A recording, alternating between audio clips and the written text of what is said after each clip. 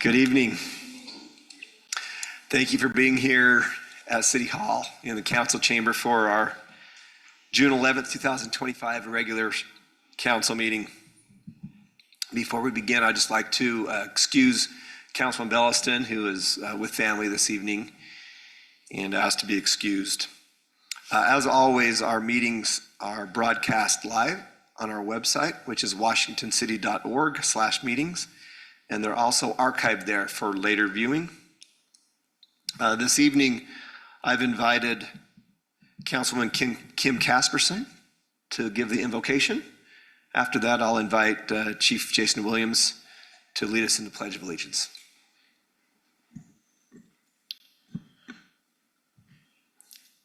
Our Father in heaven, we're grateful to be here together as community members and residents of Washington City, and we're grateful to be able to live here, and grateful for the freedoms in which we have, and we ask that would bless us with your spirit and your guidance and your direction tonight. And we say these things in the name of Christ. Amen. Amen.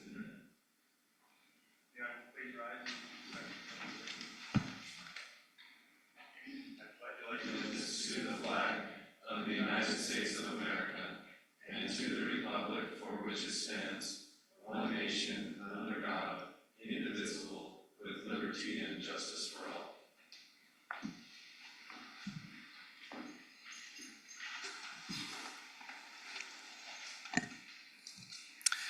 Council, I will note that we do have need to go to closed session this evening, and that will be for pending or potential litigation, and also for purchase, exchange, or lease of property. That said, I'll call for a motion to approve the agenda as outlined. So moved, Mayor. I have a motion by Councilman Coates, second by Councilwoman Casperson. All in favor? Aye. The agenda is approved. Announcements, City Hall will be closed on Thursday, June 19th in observance of Juneteenth. And now for another proud announcement for our Washington City High School. I'd like to invite Coach Abbott and three of his seniors, if you'd come forward. Well, I'll just talk while you're coming forward. This has been a pretty special run, and I'm convinced that, I wasn't much of a baseball player myself, but, 4 years as mayor, 3 of those years you guys have won state. This year it was going in as the underdog rather than the favorite. Can you talk just a little bit about this remarkable season? Introduce us to your players, and then I'll interact with them just a little bit. Coach Abbott. What a lot of people don't realize is, going in as the underdog in the 8 seed, the lowest seed going into the state tournament. The losses that we had, 6 out of our 8 losses were all by 1 run. We had a little opportunities there to close games out and didn't get it done, but I think it was something that really kind of resonated and stuck, especially with these seniors and the leadership and, the energy that they brought. They weren't going to let any of those underclassmen, feel like that again. And these guys really, put those underclassmen on their back and did a great job as seniors. And so overall, the season for me is something that's special because I felt like the grind, and the grit that these guys had was something that was special. And, people on the outside, don't see the hours that these guys put in at practice. And, I told these guys time and time again, it's the best part of my day is going to practice with these guys. And it was seriously, it was so much fun. It was great. And, these guys were a big part of it. And so, yeah, it was special. So, Coach, tell us, actually, you know what? Why don't each of you just take a turn to introduce yourself? And I recognize you because I got on there and watched the live stream. It was too hot for me to go out. And that's not too hot, but it was just more convenient to watch it from my couch. So I turned on the live stream and watched you guys during the finals. There was awesome. I think you were on the mound. Tell us your name. I'm Staten Cranendonk. Okay, tell us your position and tell me a little bit about your experience on that best of 3 with the crosstown rivals over there at Snow Canyon. And all your buddies over there, bragging rights, a state championship trophy on the line, hardware. I'm a pitcher, and for my experience, I came in and started to close the game and just couldn't get the job done. And the guys behind me backed me up, and it's all I like to see is guys behind me doing their job and being able to hope on those guys and see them do the job that I couldn't do. So you pitched earlier in the tournament, and then did you pitch game 2 of the state tournament of the finals? Yeah, I the best came of in 3? during like the 6th inning and started to pitch and just couldn't get out of that inning. So they brought in Quinn Chesnick, and he did his job and got out of that inning and then closed the game out for us. Man, that was awesome. What a great. Hey, what's been the best part of the year for you? State hardware aside, like what's been the best part of this season for you? Probably winning state, because I moved down here my junior year, and it was just a good experience to be able to come out here and Abbott trusting me to be able to come out and pitch for his squad. So that's probably the best part. So a lot of these individuals up here have played sports. One collegiately, she's wearing purple. But, at some point, the sport's in, and you might go on and play next level, I don't know. But I can tell you, like, looking back at my experience, and, Coach Ivy was there at Dixie with multiple state championships. But you always remember those relationships and those things your coach taught you. So here's my question for you. What's the one thing you're going to take from Coach Abbott that you'll remember throughout your life? What's the one thing that crosses over from baseball to the rest of the great things you're going to do in life?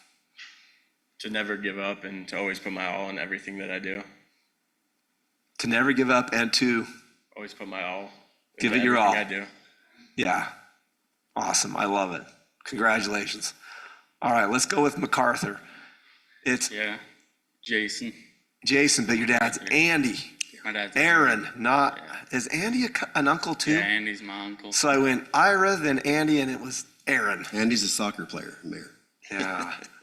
Wait, okay, I know your dad too. Okay, so what position do you play? Shortstop. You're a shortstop. Lead off. Yeah, You lead off I bat. lead off, play shortstop. Nice. Tell me about it. Tell me about the season. You guys, you weren't supposed to win state. What happened? Yeah, a lot of people in the beginning kind of overlooked us, but my own personal opinion, like the kids that I played with, like all the team, like just the team, all the kids that were on it, like, there's a couple games where we really put it together and put it to a few teams and kind of saw the potential in the team. And at the start, like a few of us were nervous and stuff about it, but I was pretty confident all the way through. And you got to play as a team. And that's what we did, and we were able to come out on top. So aside from that series with Snow Canyon, what was the toughest part of the tournament? Was there a point there? Did you guys have Ridgeline in the semis, or No, we had Timpanogos. you had Timpanogos? I mean, what was there a point there where it got a little crazy? I wouldn't say crazy. We were down against them in that one game, and we just battled our way through. Because they'd come back through the one loss side, right, of the bracket. Yeah, so we beat Desert Hills, and then we beat them. Hey, you weren't supposed to beat Desert Hills. Yeah, Desert Hills, everybody was just talking really highly, and they're a good team, and it all came down to who was playing better that day, and so we ended up playing better and beating them 2-0, and so yeah, but we ended up playing those 2 games against Timpanogos too, and we were down in the one. And one of the things that we were talking about, like in the huddles, was just how gritty we were as a team. And so, in that situation, like the game's never over, and so we just got gritty and we were able to pull through. How'd that game turn? What turned that game when you were down in Timpanogos? I don't know. We had Matt Staley. He was one of the mental coaches, I guess, and he got us together, and we all talked as a team, and like he would gather us in between innings and stuff. But we just kind of sat back as a team, like the game's not over, and we knew we were a good enough team to, we can go put up 4 or 5 runs an inning, and you just never know what can happen. So you just got to stay in it. I love it. Same question. Life lesson from Coach Abbott. Just if you're gonna do something, kind of what Staten said, relay to that. Just do it with all you got, and be a good person. And so, like Abbott and a lot of the other coaches, they care not just like about the kind of player that you are, but they care a lot about like the person you are outside of baseball. And just learn to care about others and put your all into whatever you're doing. I love it. I thought you were going to say get gritty. Get gritty. Hey, good job. All right, we're get up here. So I'm going to name two of your uncles too, Danny and Shane. Yeah, they're my dad's cousins. So All right, tie me in. Who's your dad? Tyler Whitwer. Tyler, of course.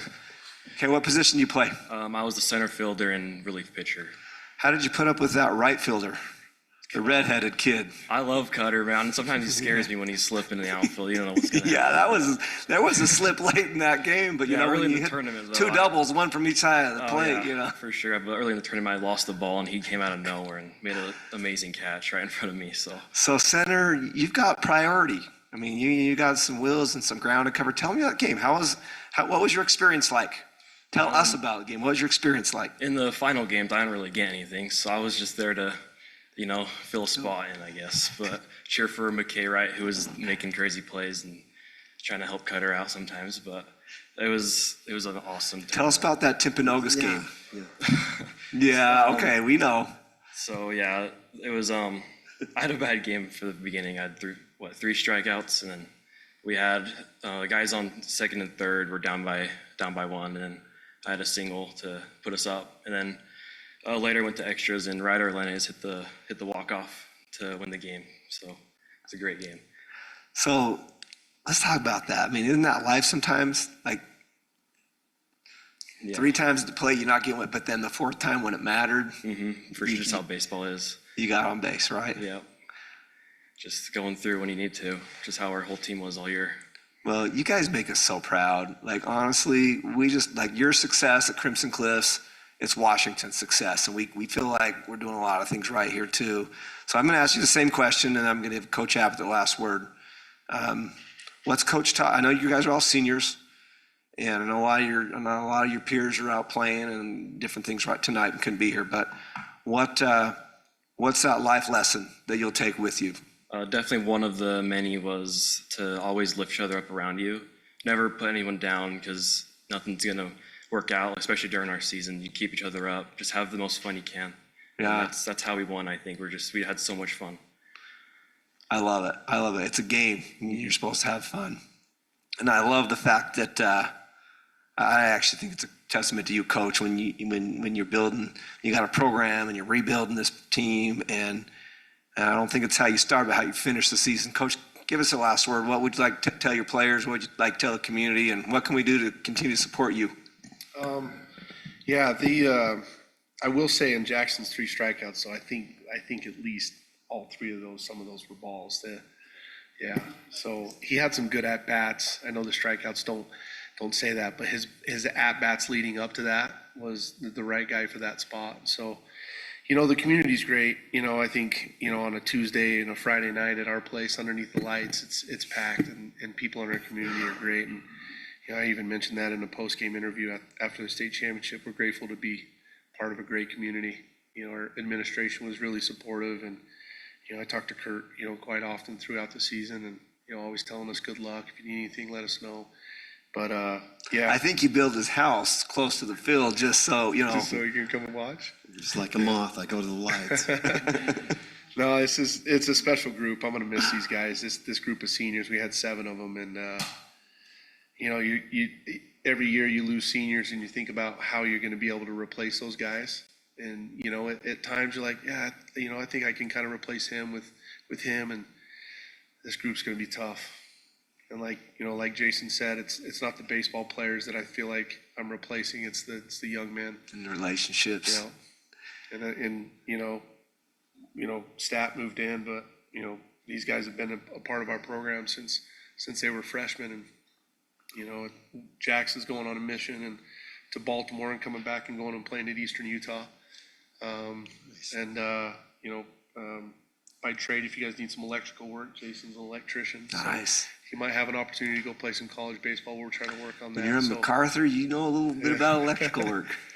Just great guys, great kids to be around, and then the other 5 seniors, one's going to, a junior college in California, and the rest of them are going on missions, Peru, where's Matt going? Ohio, Cincinnati, Ohio, so, yeah, it's a great group of guys. I'm just grateful to be a part of it and be able to spend some time with these guys, so. Well, we appreciate all you do for the community and the culture that you've built and that you maintain, and we're just really proud of you. I know I promised you the last word, but council, any thoughts or interaction you'd like to have here? Good job. I don't know. I mean, I live right there. My son goes to school there. I mean, I love Crimson High School. My wife's a Pineview grad, and we love Pineview as well. So I only tease her a little bit about being Pineview, but I only say that because our attorney's a Pineview grad as well. But we love both our schools, and we're so proud of Crimson and what you guys have done. So appreciate it, guys. So Mayor, I want to, this is really special for me, I was able to coach MacArthur's dad to a state championship in '94. And the thing that you guys already realize is that binds you together forever in greatness. It's emotional to me, so I'm sorry. But Stanton, I want to talk to you for just a second because of something you said, okay? You said that you didn't get it done, you couldn't get it done, so okay, let me tell you what I saw. I saw a kid do a gut check that I hadn't seen all year. I saw you get through the 3 innings before in big, you don't have blanket success in sports or in life. You've got some setbacks, but I saw you really do a deep dive into who you are and through pitches at the great time and keep your team in a position to win. So, I wanted you to know that. I noticed it in the stands. I told everyone I was sitting by. So we know how you guys won, but those are the things that you know as players. You ask any of your teammates about those previous innings to when you were taken out. You kept them in the game in a very difficult position for your team for pitching and stuff. So anyway, I can talk baseball all night. Mayor, I'm done. Thank you. Appreciate it, guys. Can we get a picture before?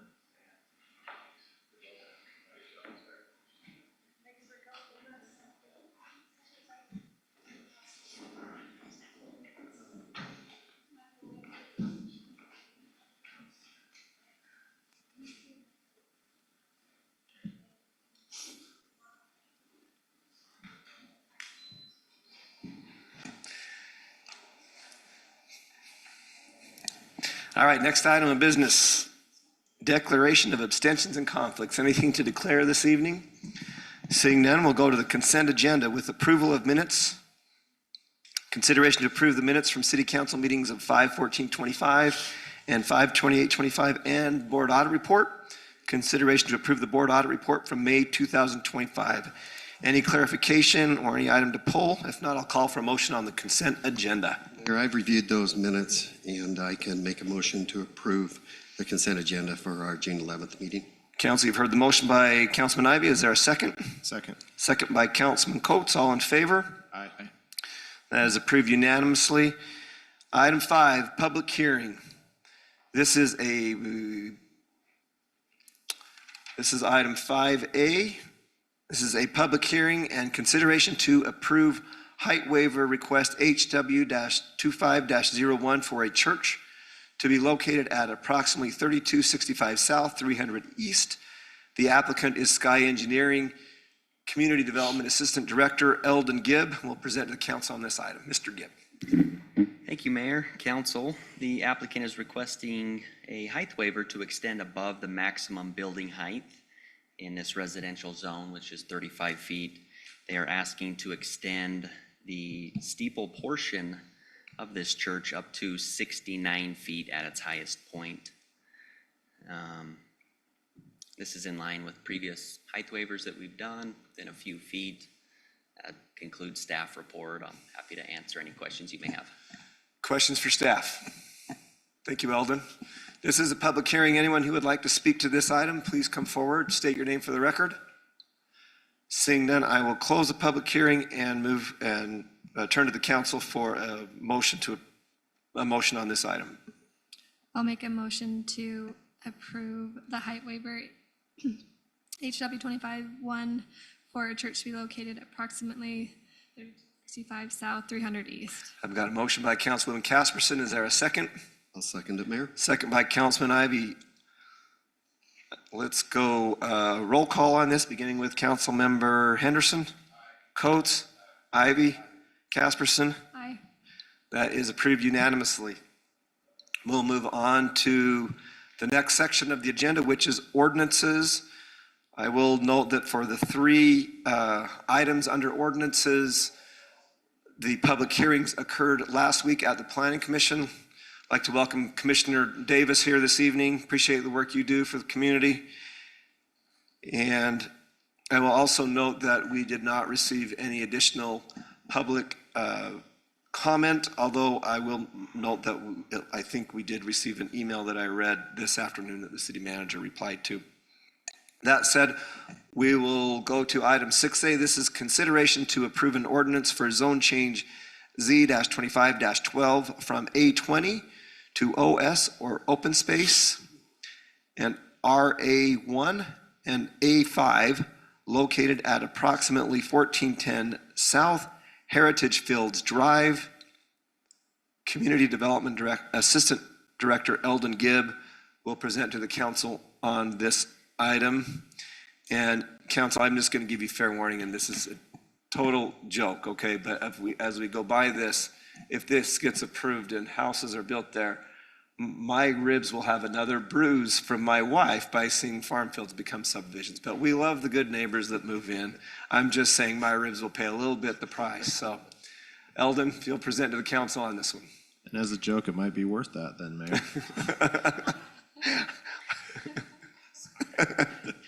I'm with you. The purpose for this zone change is to develop 5.11 acres of RA1 into a residential development, change 1.68 acres to open space, and maintain 6.91 acres of agricultural use. So not quite all of it will be developed, so some good news there, Mayor. The proposed open space follows the existing erosion control wall, and the remaining portion of this wall will be built out with development. The applicant has met with city staff and discussed the master plan trail and flood hazard in the area, which will be addressed when the land develops. This particular location has a general plan land use of low density and open space. Low density supports a 3-to-4 density per unit acre ratio. The surrounding zoning to this parcel is PUD to the north, A20 to the east and west, and R110 to the south. The Planning Commission reviewed this request on June 4th and unanimously recommended approval of the proposed zone change based on the following findings stated in the report. That concludes staff report. I'm happy to answer any questions you may have. Questions for Eldon? Is the current floodplain where the open space line is, or do you know? I would have to compare side by side. I believe. You don't know, okay. We can address it and the planning, I'll have the same concerns I had on the last one, so. Yeah, I know it follows the erosion control, so it should be in line with it. Okay. Is the erosion control that was built adjacent to River Shadows past this point? It is, yeah, the wall extends into this development. But does it go all the way through it, or does it stop? It stops? Okay, just curious. All right, thanks, Eldon. Additional questions for staff on this zone change request? Council, do you have questions for the applicant, or is the applicant or the applicant's representative here?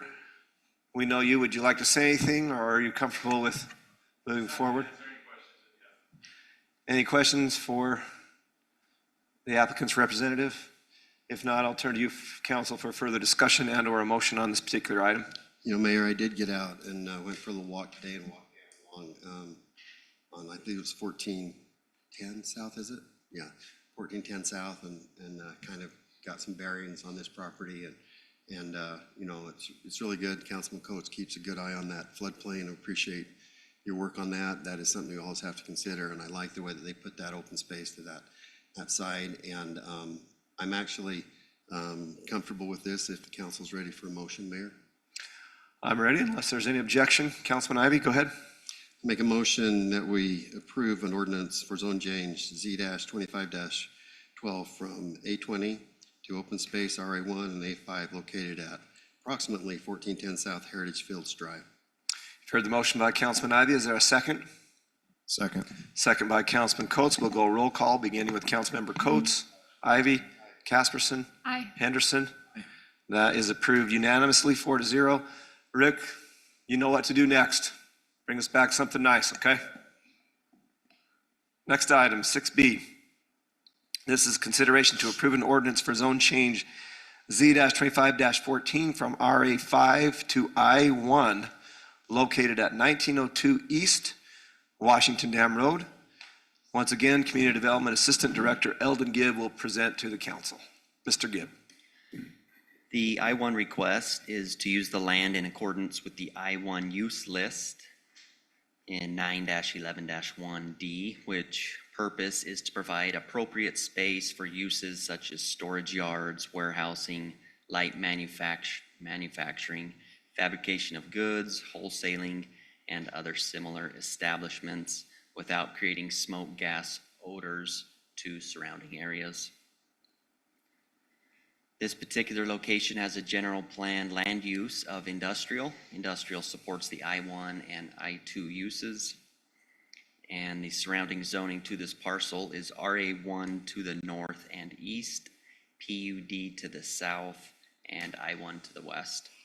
The Planning Commission reviewed this request on June 4th, 2025, and unanimously recommended denial of this proposal due to the residential zoned properties to the north and east, along with the limited access to the site.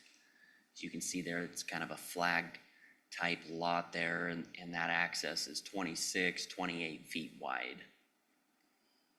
And that was based on the following findings stated in staff report.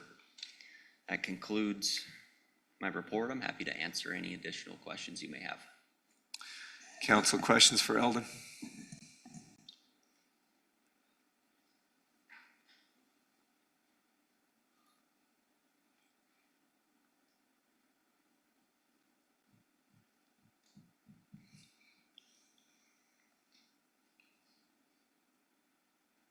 It was discussed in the Planning Commission meeting. If they did want to further subdivide this property, they would be required to obtain additional land to bring the required width for any needed roadways to meet the minimum requirements. The applicant's aware of that and in line with that knowledge there. What is the access width currently?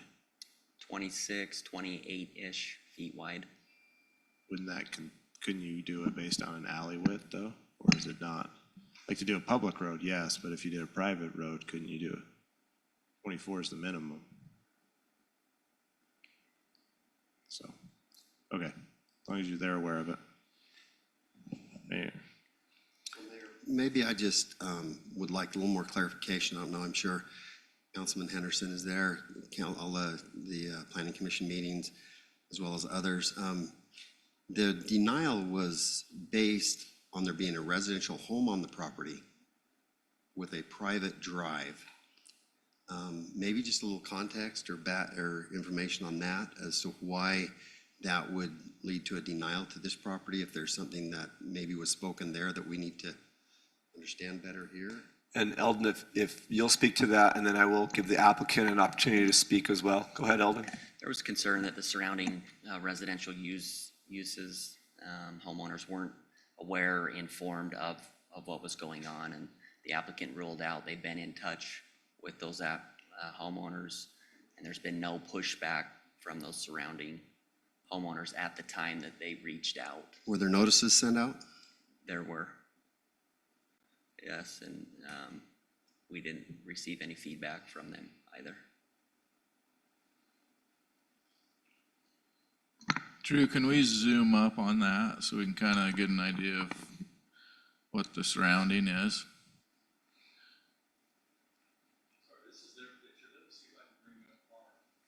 Okay.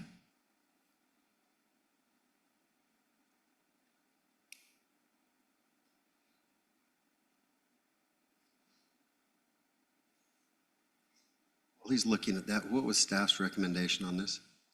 Staff supports the change here. Recommended approval? We do recommend approval.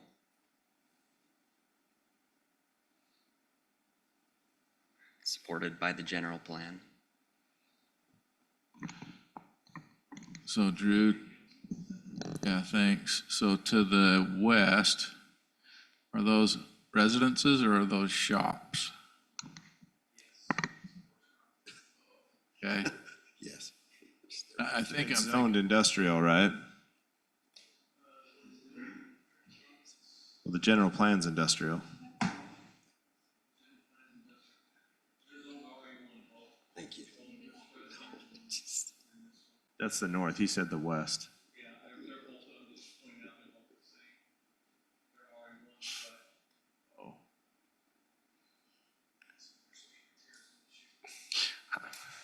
Yeah, hey, Drew, can you speak into the mic, I please? know, it's like, I'm losing it already, I know, I'm we're all in in trouble trouble. too, so. This particular property is owned by a family. They run their business out of it, but they also are horse people. Right. See, they've got their arena back here.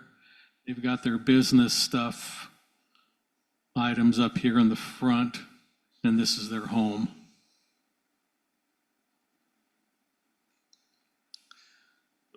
Folks just have their home, and they've got a little roping area as well and some barn But the stuff to the structures. west But the one on the west is a multi-business, recreational and residence.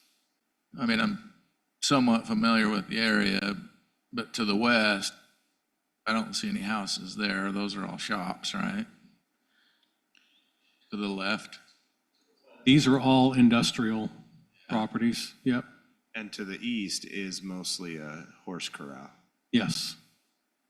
And then did you say that home that's kind of in the center, in the middle, is that also? Sorry, right, yeah, right here. And then the other home, is that all part of that? This is a different owner over here, right on the north. But they use the same entrance, both these folks use, they come off pretty much side by side. What is the biggest difference between like an industrial and like a C2 designation? Like what they're requesting with they're requesting. The with I-1? The I-1. Yeah, what are the a permitted C2. and I was trying to, conditioned uses for I-1? Well, we could go to the chart depending on what they wanted to do.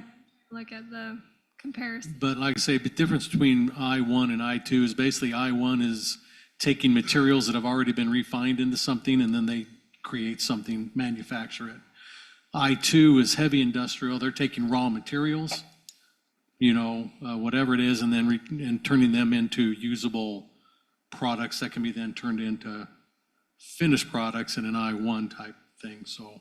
You could say, because C2, and then so what would you say C2 and I-1? You have a C3 Have a C3. that's in there, and that's kind of right at that border of I-1. It's at the extreme business side, but very, very light industrial side is our C3.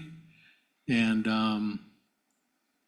so that's the difference between those two, and then C2 is on the other side of C3, which is pretty much straight retail, I-1 also doesn't allow creating of smoke or gas. right? Is that true? Well, that's what I2 is for all the noise, the smells, taking raw materials, making them into, some sort of usable product. And then I1 is taking all those different products that have been made from the raw materials and making them manufacture them into a finished product.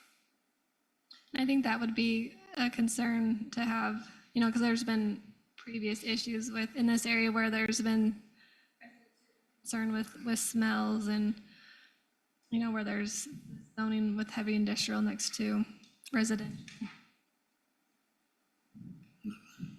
And am I correct just want to make sure I understand this?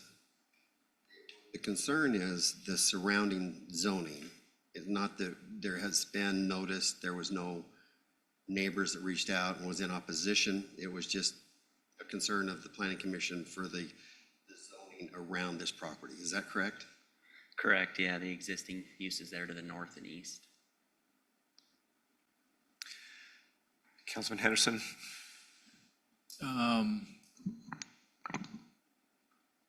I guess one concern I would have when I look at it is large trucks coming in and turning around, But I mean, I guess we don't have any kind of a site plan or anything yet on that. So I guess that would be my main concern, just, having had shops and stuff in the past myself with deliveries and big trucks coming in and stuff like that. Other than that, I mean, so it was noticed to all the neighbors and,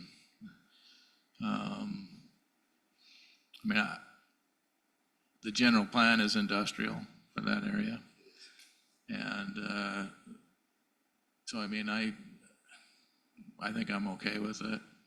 Like I said, my only concern would be turning trucks around and stuff like that, but I guess that's something that needs to be discussed with the site plan, right? Once there is one, so. I thought of that too, Councilman, but with almost, 4.5 acres? I thought of that too. If it were I smaller. mean, it could be done, yeah. Concern, me. No, you're fine. I want to hear the conversation. Councilman Casperson, anything else you have to add on this? Councilman Coates? You want to hear from the applicant? Applicant, you want to talk to the council? Come on forward and then just state your name for the record. I'm guessing you're Russ Robinson. I'm not Russ. I'm actually Russ? Dave Clough. I represent. Okay, say your name one more time into the mic. So Dave, last name is Clough. It's Clough. Welcome, Dave. And noted on spelling, what would you like the council to know about this zone change request? Well, so I mean, the whole thing of it is the more you look at the property, if you were to go visit it, you could see that it actually makes a lot more sense if you go to visit in person than it does like a large industrial development plant. The first thing to note with the entrance, if we could just scroll up just a little bit to the main road, Washington Dam. There we go. So the access to this property would actually be right there as it goes off on the private lane, which we talked about is 26 to 28 feet wide.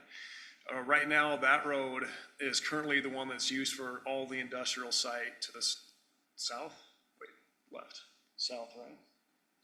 South, thank you. Yeah, so that entire industrial area is using that right now as exists for all of their in and out trucks. So really the majority of the trucks, things like that is already in place. The other thing to note about it is actually the city of Washington took about 0.06 acres from this property right at that area right there to create that road. Actually goes into the industrial property there. So that was actually something that was given up back in 2005. The other thing with regards to the access is because you come along the private road there, the house that is to the north is about 20 feet lower in elevation, and it's about 250 feet from where the trucks would be coming in. So there is a pretty decent buffer there to that. The other thing is if you look at if you can scroll down just a little bit, if you look at the overall use of the property, even though it is 4.5 acres, the useful area for this is actually substantially less. With it being an I2 designation, you're most likely going to get a small business owner or something of that nature, landscaper, plumber, something like that. Some exterior yard space, but if you can see that entire top portion corner of there is actually a wash. So that is not at this point even usable, developable land. The other thing is with the 26-foot, 28-foot entrance, you could not subdivide the property. So it'd have to be a single industrial, one-person user property for the entire site. So we think the traffic and thing is actually going to be much more minimal than if you pictured a large industrial site. You're not going to have, 40, 50-foot trucks coming in, backing up and delivering things. It's most likely going to be, more of a small business owner that's going to support the community. So that's kind of the reference to the specific site. With regards to the other things, I'm a commercial real estate broker. I deal a lot with industrial. Washington County in general is severely lacking and has a huge demand for industrial sites like this. Just closed on one a couple weeks ago, and we literally looked for 3.5 months, submitted several offers, multiple offers. Most of the time you have to purchase a building before it's even built, well in advance, even basically before it even started, because the demand is so high. So there's a pretty significant demand for that in the area. And it's something that would be by far the highest and best use for this property right now. You do have somewhat of a large house on it. Some of that can be converted into office space, things like that, but it is the owner that actually has that house, obviously. So it can either be raised or it can be, it can actually be converted to office, however they want to do it structurally, they can figure out what to do with that, but it shouldn't really be much of a consideration with the rezone. Can I ask you a question? Yeah. So does the owner, the applicant lives in that house right now, you're saying? Is that you? Okay, Yeah, so it is currently listed for sale. okay. I mean, that would be a fabulous property for like a tradesman that could live at the house and have a giant shop in the back. I mean, it's a perfect location for that. And, I can't really see it being subdivided into more residential units. I mean, Right, like it you're really saying. can't be, so it's R5. So actually, right now, we're actually below the limit for residential. Right. As it stands for the single developer, the single home.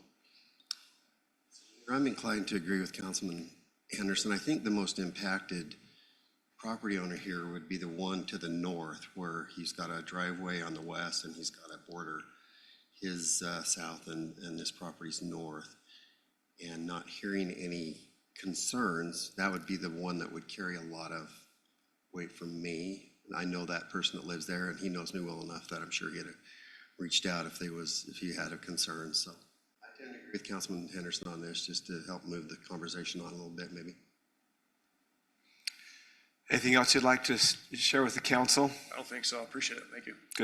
Good call. Council, I'm going to turn to you now for further discussion and/or motion on item 6B.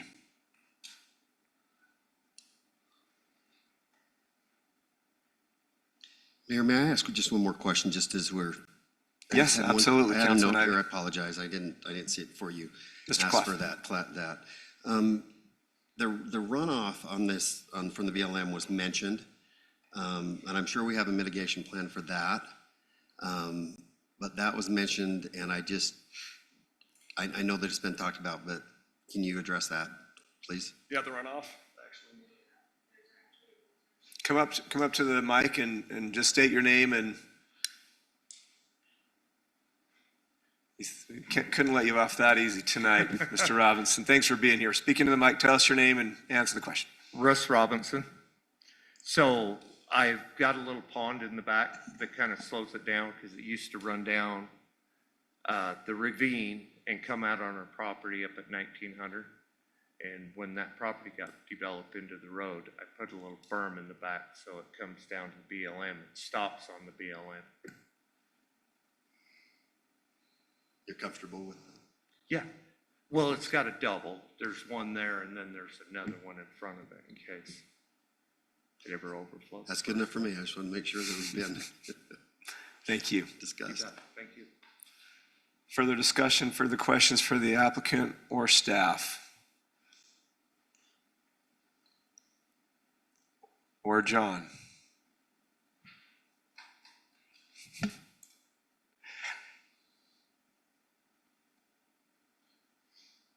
I can't make a Can I ask motion. a question? But Councilman Drew? Henderson can ask questions and make motions. Are there any issues with, if we, move forward and change the zoning to industrial? Are there any issues with somebody living on site and building a shop in the back? I mean, zoning issues, you know what I'm saying? That's kind of where the rub, I would say, if there is a rub on this one is that, because our industrial code does not allow for residences in it. You can have a night watchman through a conditional use permit, but you're not supposed to have residences in I-1 or I-2. So in essence, I think they would be sacrificing, if it's up for sale, that they couldn't. I hope they're not going to promote it as a residence with industrial, because we don't have any zone for that. So if it gets changed, and they're the one asking for the change, then they're sacrificing that use. If we came and changed it, they could stay and use it as a residence. If we, sweeping zone change, say, of an area, then we can change that, but they're grandfathered in to do that. We changed it. So you're squashing my dream of buying that house and. That's why I kind of went really slow in saying it. I didn't jump on it, but yeah, I knew that's probably what would be happening. Okay. Feel bad, but.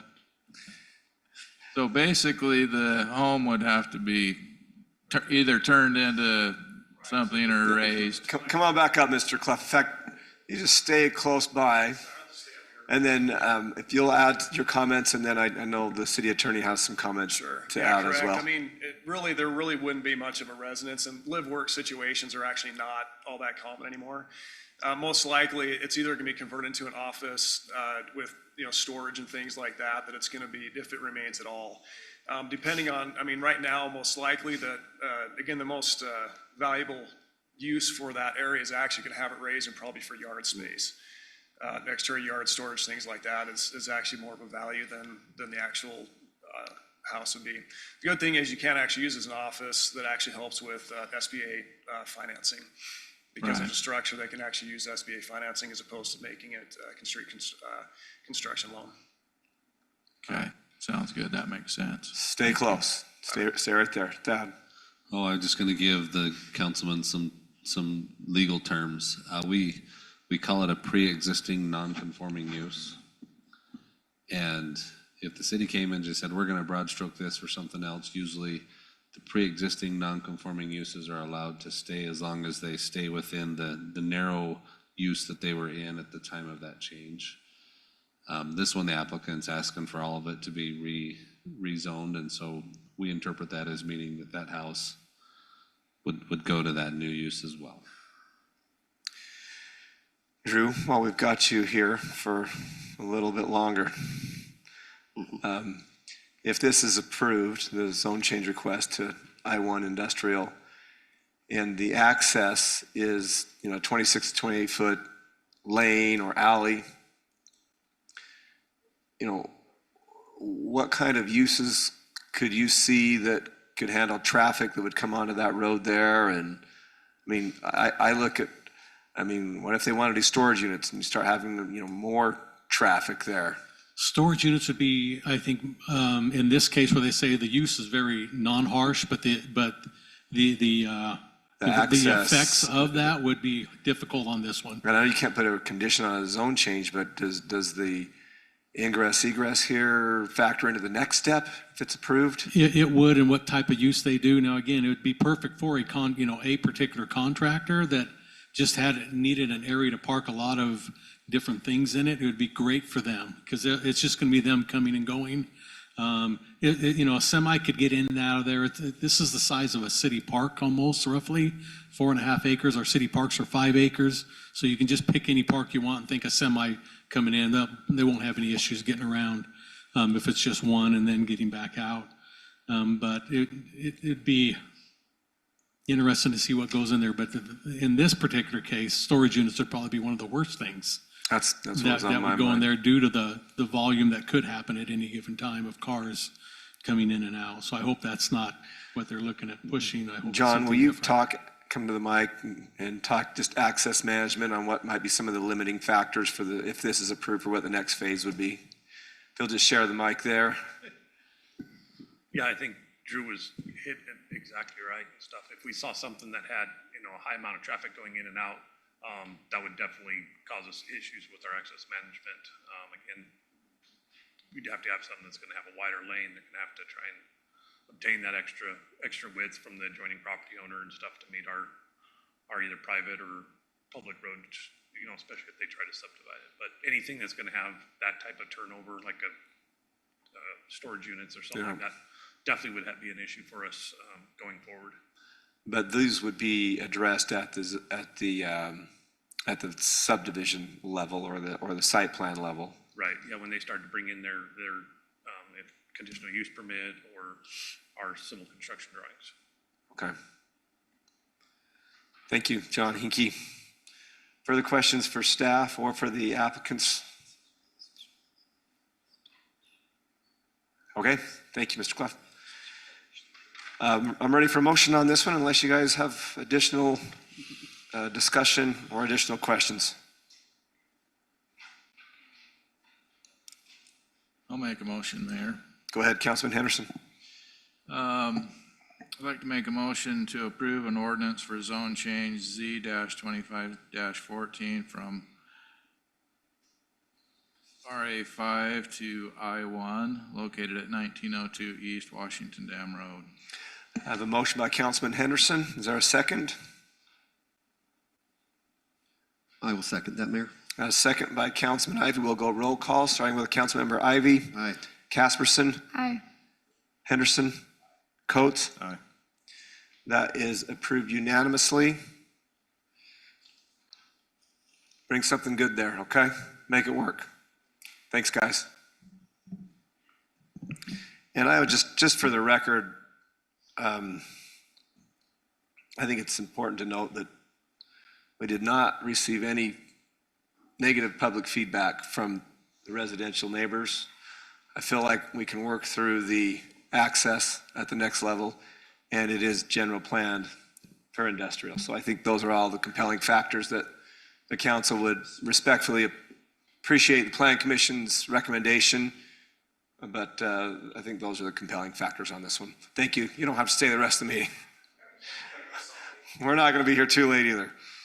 Next item, 6C. This is consideration to approve an ordinance for zone change Z-25-15 from R16 to AP, located at 181 East, 200 North.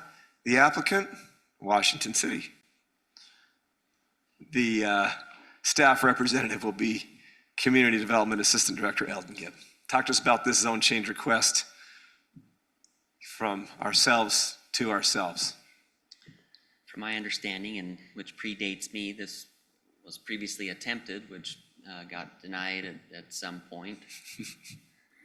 Hard to hear me there. On this second round here, we didn't receive any comments from the public. I think they've kind of adapted to the use and take that for what it's worth there. And might I add, a beautiful parking area to the north of the Covington home and the John D. Lee Bishop Storehouse. And so it's fitting in really nicely. So I appreciate you bringing this back now. Continue. Looks great. The requested change is from the current zoning of R16 to a proposed AP zoning designation. The surrounding zoning to this parcel is R16 to the north, east, south, and west. Staff has no concerns with the proposed zone change as outlined. The Planning Commission reviewed this request on June 4th and unanimously recommended approval of this proposed zone change based on the findings as stated in staff report. I'm happy to answer any questions you may have at this time. Questions for Eldon? Thank you, Eldon. Council, further discussion and or motion on item 6C. Here, I'll make a motion. We approve the zone change Z-25-15 from R16 to AP. You've heard the motion by Councilman Coates. Is there a second? I'll make a substitute motion. I'll second it. I have a motion and a second done in good humor. We'll do roll call vote, beginning with Councilmember Casperson. Aye. Henderson. Aye. Coates. Aye. And Ivy. That was too soon. Aye. It's never too soon. And that concludes our ordinances. Next section of the agenda is a resolution.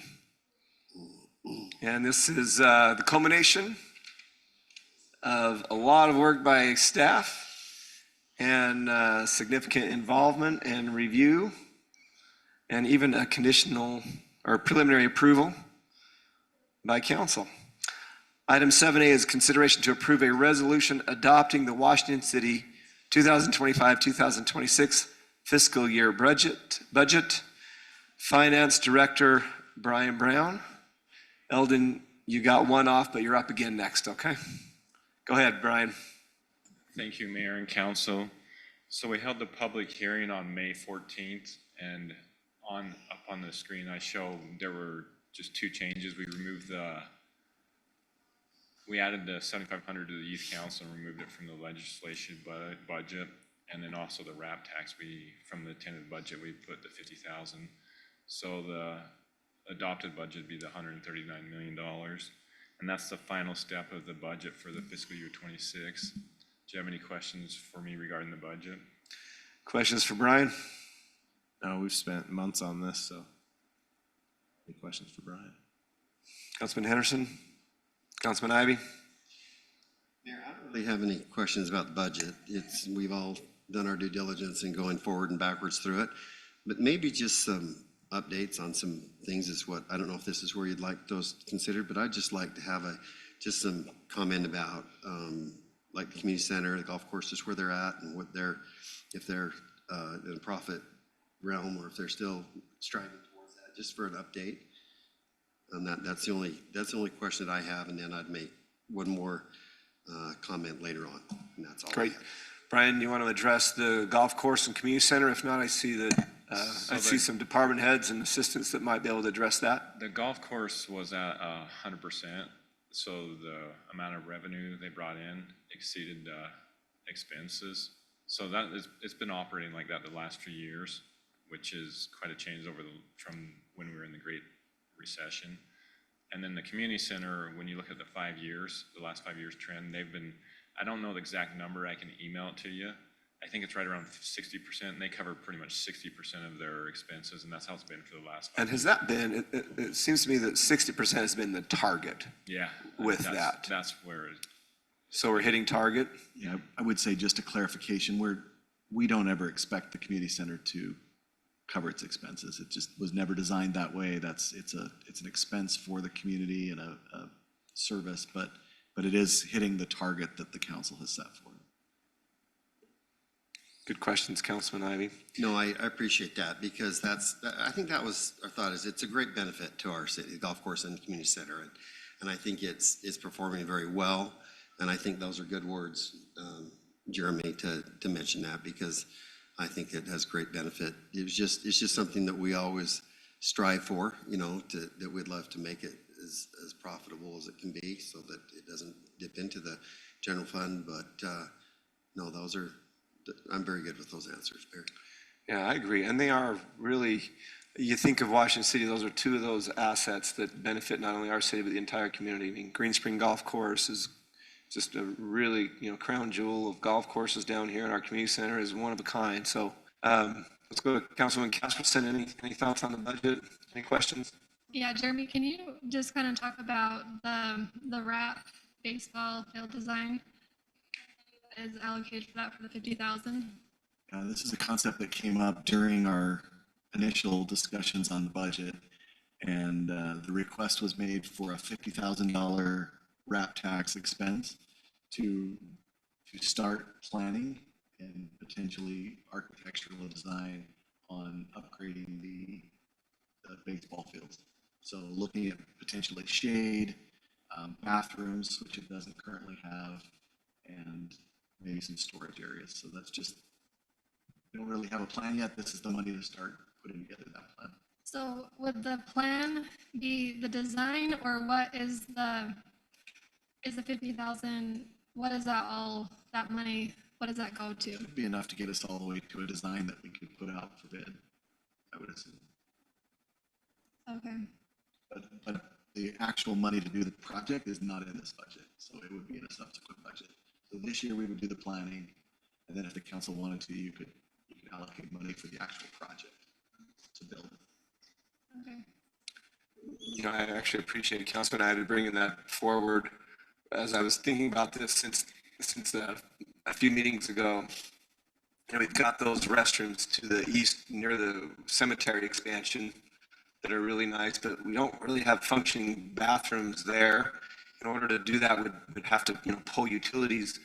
Another thing that might be something that could be looked at with this design would be maybe rather than a new building that would cost a lot of money to bring bathrooms, you might look at a shade structure in that center that would function more economically while not duplicating bathrooms that are just at the end of, you know, right field from the Pony League field. So those are just some things I think that maybe as staff and we might get a little committee together to look at, that we might just consider, you know, how do we get the most out of our RAP dollars, and, you know, to what extent. But I know that, you know, more in the softball world than the baseball world, but I know that often you're seeing kind of those snack shacks going away, and sometimes you have food trucks or something that come in, or even, you know, pop-up tents. But if you have kind of a shade structure around that middle, that's really what a lot of people are looking for, because they want to sit under the shade while they're looking. So I think there's a lot of things that could be looked at on that field design and discussed by the council. I apologize. I know just a couple of weeks ago, they had closing ceremonies for Little League this year. They had Bob Jensen, his family there. Yep. And for those of you who don't know this, he was the gentleman back in the 70s. Batting cages. We The actually had a community that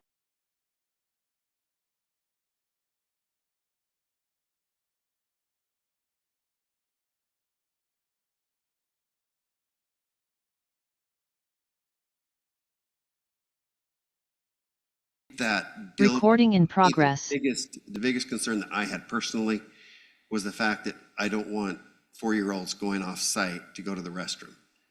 And I think that to me was the motivation. I think we can deal with everything else. The board, Little League board is wonderful. They don't complain. They deal with what they have. They always find a way for players to play, even if they don't have money. We love that. That's what Washington City is.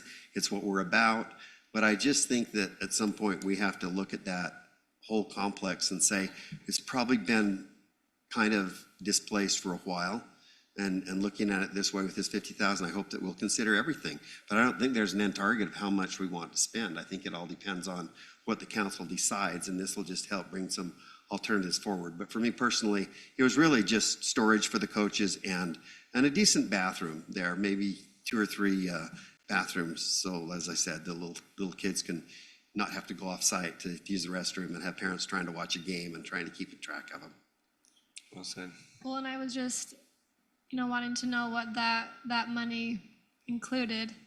And, you know, before we allocate money towards that, I was wondering if it would be helpful to, you know, oftentimes we make site visits, you know, before we make decisions like we did with other projects. And so I wonder if it'd be helpful to, you know, maybe have some type of meeting there where we meet with city staff and different community members as a council and kind of look there to see, you know, what would be the best use and improvements that could be made there.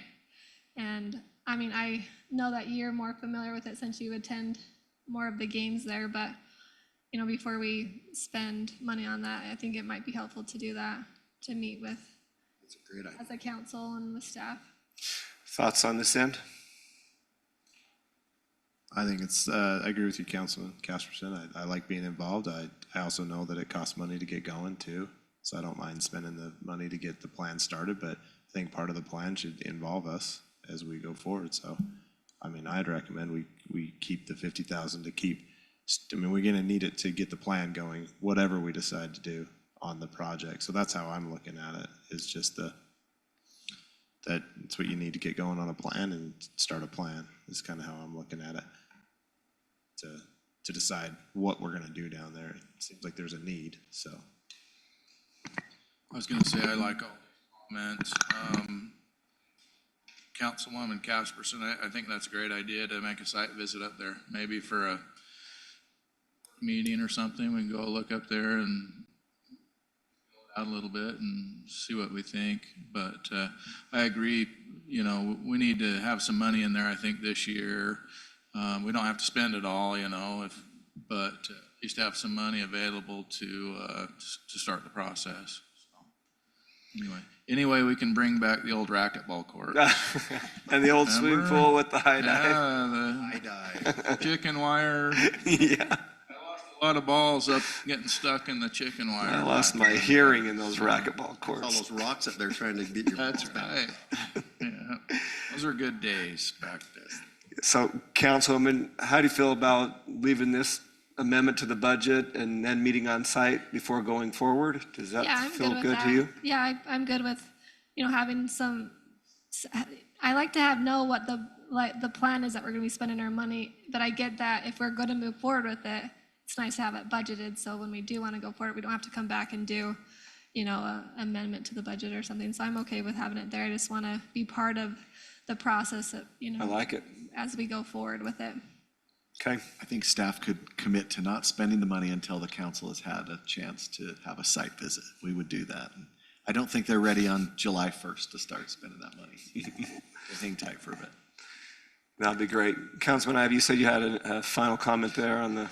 No, I appreciate the comments too. This council is just an honor to serve with this group of individuals. It's well thought out, community-based, and I think we all see the value in it, but we take spending the citizens' money very seriously, and I think a site visit would be collectively a great idea, but leaving the money in, I do agree, it probably needs to stay there so we don't have to come back and revisit that part of it anyway. Well said. Okay, council, this is, let's cross the finish line here. I'm looking for a motion to approve the fiscal year 2025-2026 budget.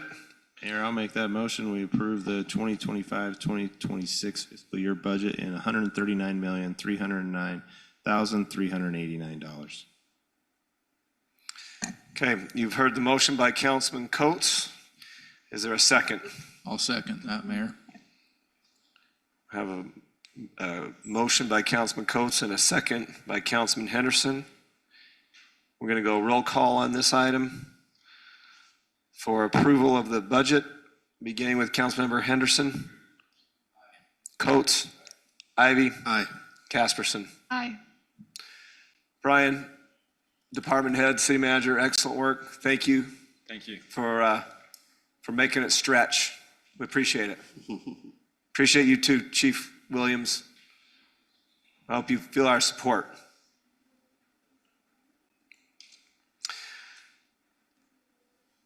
Next section is land disposition. Item 8A, this is consideration to approve the disposition of land located at 4290 South, 380 East.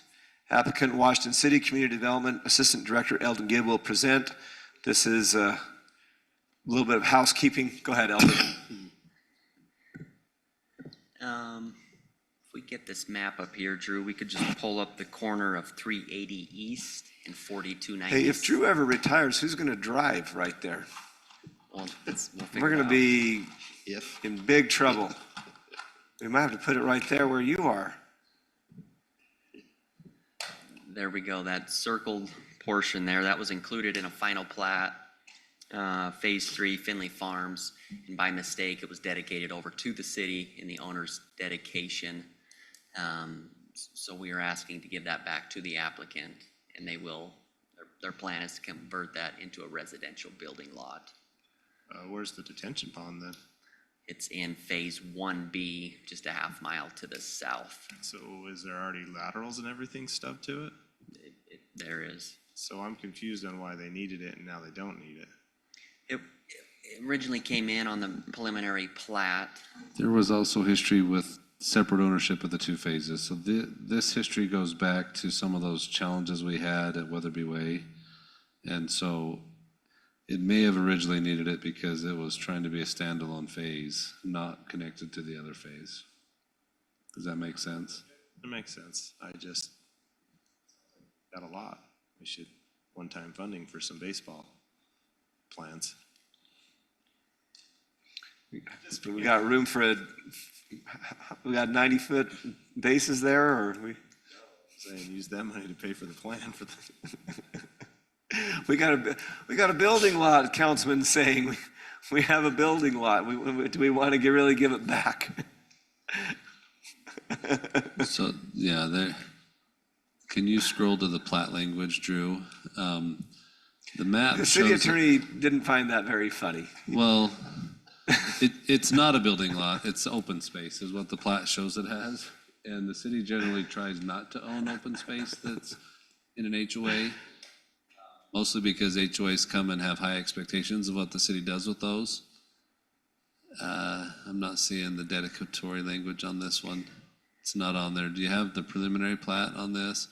Anyway, where the error came in, they never did sign anything that deeded it to the city, but within the dedicatory language of the plat, which is where the owner signed, when they were listing the things they were dedicating to the city, which is usually things like roads and other public utilities, reason in that sentence, the word open space got added to that sentence.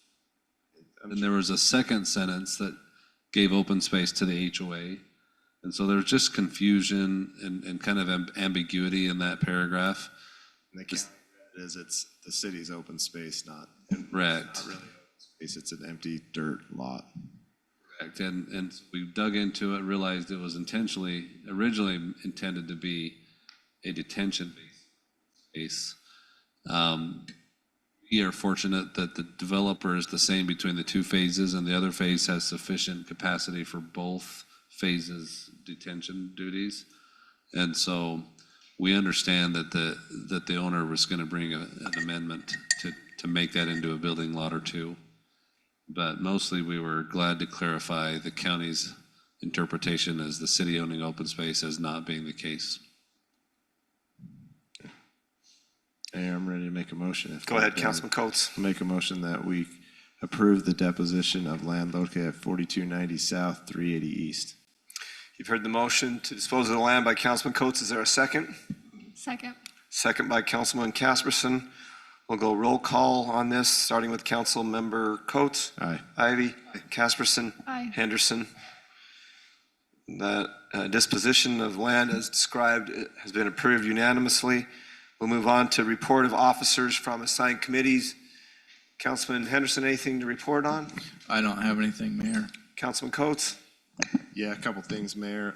We had the ribbon cutting last Friday. I appreciate everyone that could make it. It was a good event at the landfill. Building's great.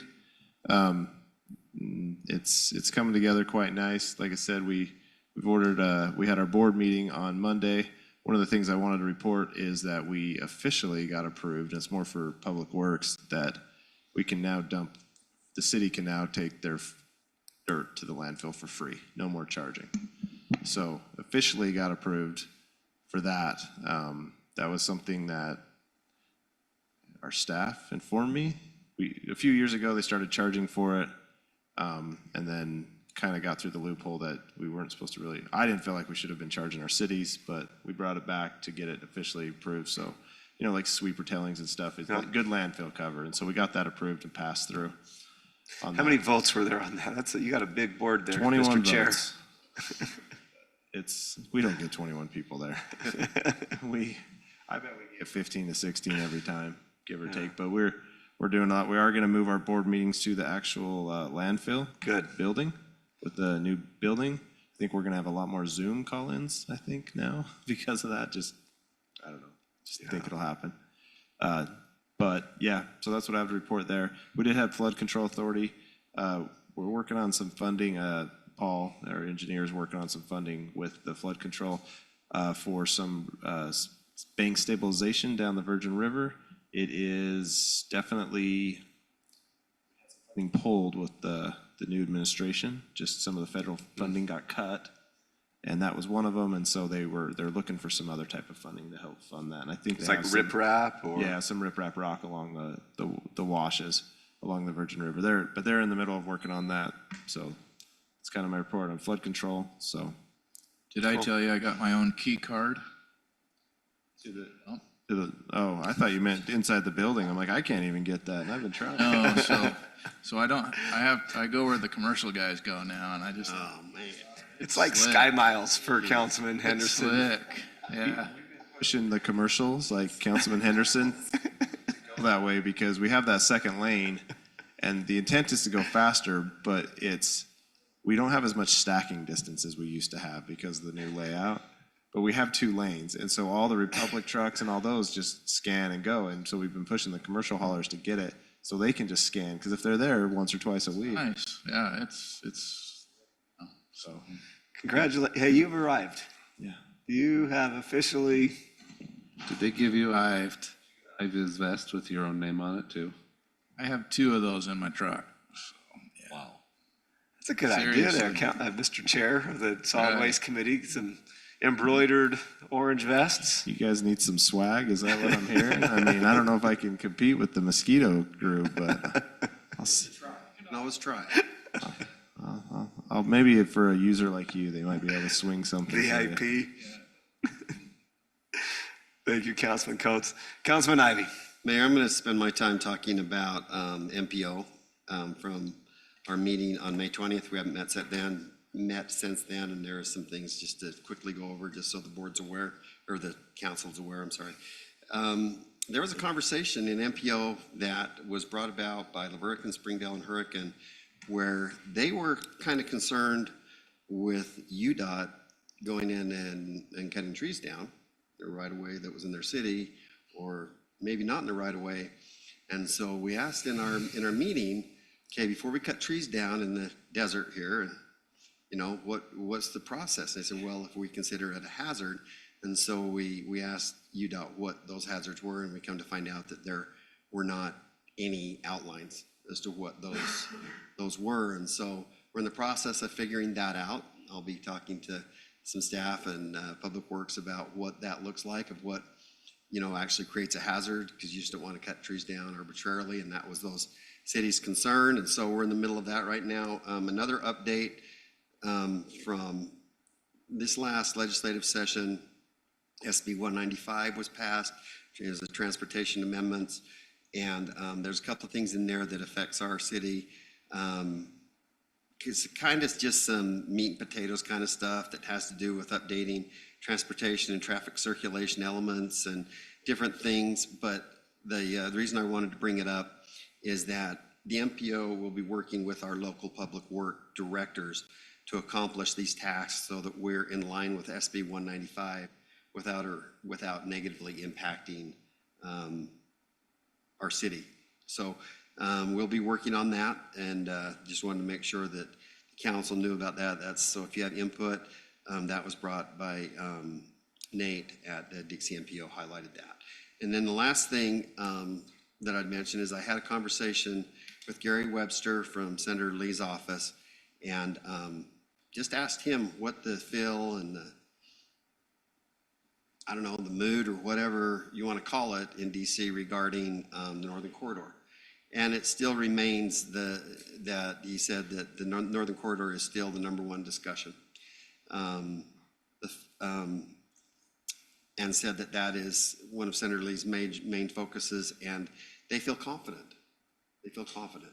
It's still not across the finish line, but they feel like that the right questions are being asked, and that he feels confident that will continue moving. And I asked Gary to check with the senator again on his Houses Act and how that looks according to what we're trying to do here in Washington City to create affordable housing using state and federal lands for that purpose. So always good meetings, great folks on that board. We have a meeting again next week, and we'll bring another update. Thank you, Mayor. I appreciate your service there. You're doing a great job. Councilwoman Casperson. I met with the Arts Council, and they have some really neat workshops coming, or they have it planned for, the summertime for the kids. And then if you go on their website on the WashingtonCityArtsCouncil.com, there's different information about when those workshops are that they have planned for the kids. And in July, they're gonna host a free one for kids. I don't know how many parents are actually watching, or how many people who would be interested, but there's some of them are, geared towards kids, and then some of them are for adults. But I just thought I would share that information. I feel like they're doing a good job at giving kids different opportunities to do, different things creatively this summer. So Thanks for serving there. That Arts Council's doing a great job. Appreciate that. I have no updates, so we'll go to the next item, which is city manager report. I would just reiterate what you said about the budget. The budget is much more than Brian or myself. It takes a lot of effort from all the departments, all the way down, to put this together. So we really appreciate all the work that went into that and appreciate the council for passing it and keeping us going for another year. Other than that, I don't have anything to report, Mayor. Thank you. Thanks, Jeremy. We do have need to go to closed session for pending potential litigation and purchase, sell, lease of, potential purchase, sell, lease of property. I'll call for a motion to go to move into closed session. So made, Mayor. Motion by Councilman Ivy, Second. second by Councilman Coates. All in favor? Aye. That is approved unanimously, 4-0. We'll move into closed session.